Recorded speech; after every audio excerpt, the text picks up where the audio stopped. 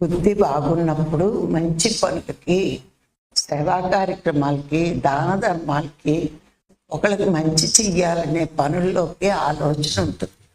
ఎప్పుడు మన గత జన్మ పుణ్యం ఉన్నప్పుడు, అంటే ఆ సంస్కారం ఈ జన్మకు వచ్చినప్పుడు మన బుద్ధి పని చేస్తుంది మంచిగా.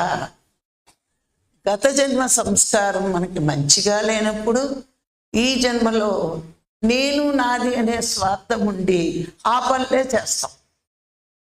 స్వార్థం ఉంటే ఇప్పుడు చెత్త పనులే కదా.